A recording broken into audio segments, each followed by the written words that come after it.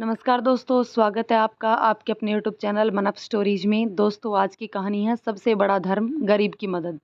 Office से निकलकर दुबे जी ने स्कूटर स्टार्ट किया ही था कि उन्हें याद आया कि पत्नी ने कहा कि 1 किलो बेर लेते आना। तभी उन्हें सड़क किनारे ताज़ा बेर बेचती हुई एक बीमार सी दिखने वाली बूढ़ी औरत दिखाई दी। वैसे तो दुबे जी सब्जी फल वगैरह हमेशा बड़ी दुकान से ही लेते थे, पर आज उन्हें लगा कि क्यों ना बुढ़िया से ही बेर खरीद लूं। उन्होंने बुढ़िया से पूछा, माँ जी, बेर कैसे दिए? बूढ़ी औरत बोली, बाबूजी, 40 रुपए किलो का भाव है। दुबे जी बोले, माँ जी, 30 रुपए दूंगा। बूढ़ी औरत ने कहा, 35 रुपए दे देना, 2 पैसे में मैं भी कमा लूंगी। दुबे जी बोले, 30 रुपए में देने हो तो बोलो। बुझे चेहरे से बुढ़िया ने मना कर दिया।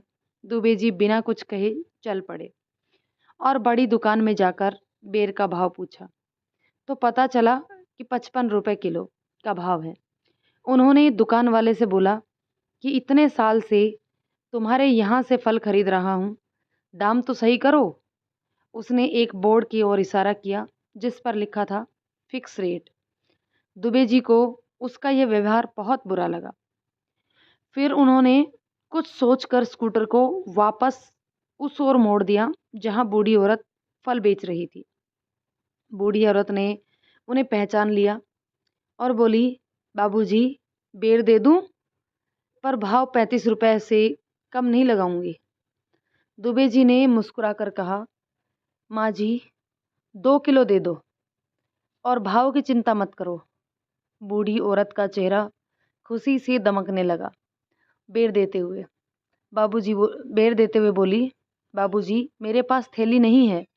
फिर बोली, एक समय था जब मेरी भी छोटी सी दुकान हुआ करती थी, मगर पति की लंबी बीमारी के खर्चे से सारी दुकान चली गई और अंत में पति भी नहीं रहा।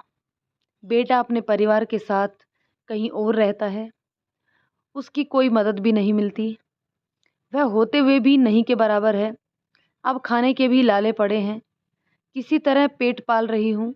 इतना कहते कहते वह रुआंसी हो गई और उसकी आंखों में आंसू आ गए। दुबे जी ने 100 रुपए का नोट बुढ़िया को दिया तो वो बोली, बाबूजी, मेरे पास छुट्टे नहीं है। दुबे जी बोले, माँ जी, चिंता मत करो, रख लो, अब मैं तुमसे ही फल खरीदूंगा। दूसरे दिन दुबे जी ने बूढ़ी औरत को 1500 रुपए दिए और कहा कि इससे और सब्जी और फल खरीद कर बेच देना। पैसे की चिंता मत करना, धीरे धीरे चुका देना। बूढ़ी औरत कुछ कह पाती उससे पहले ही दुबे जी घर की ओर रवाना हो गए। घर पहुंचकर उन्होंने अपनी पत्नी से कहा, न जाने क्यों हम हमेशा मुश्किल से पेट पालने वाले सामान बेचने वालों से मोल भाव करते हैं, किंतु बड़ी दुकानों पर मुंह मांगा पैसा दे आते हैं। शायद हमारी मानसिकता ही बिगड़ गई है। अगले दिन दुबे जी ने बूढ़ी औरत को कुछ और रुपये देकर उसकी मदद की और कहा, माई, लौटाने की चिंता मत करना, जो सब्जी फल खरीदूंगा उसकी कीमत से ही चूक जाएंगे।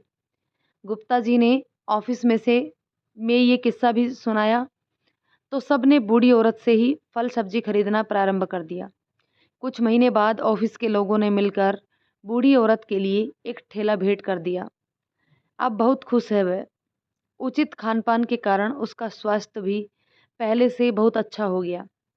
गुप्ता जी व ऑफिस के लोगों के मन में एक असहाय गरीब निर्बल महिला की सहायता करने की खुशी के साथ संतुष्टि का भी भाव रहता है। चाहे कोई धर्म करो या ना करो, पर किसी निर्बल असहाय गरीब की मदद करना भी बहुत बड़ा धर्म है। जीवन में किसी बेसहारा की मदद करके आप अपनी पूरी ज़िंदगी में किए गए सभी कार्यों से ज़्यादा सुकून और संतोष पा सकते हैं। दोस्तों, ये कहानी आपको कैसे लगी कमेंट करके ज़रूर बताइएगा। यदि कहानी पसंद आए तो लाइक शेयर करें। चैनल पर नए हैं तो प्लीज़ चैनल को सब्सक्राइब ज़रूर कर लें। धन्यवाद दोस्तों।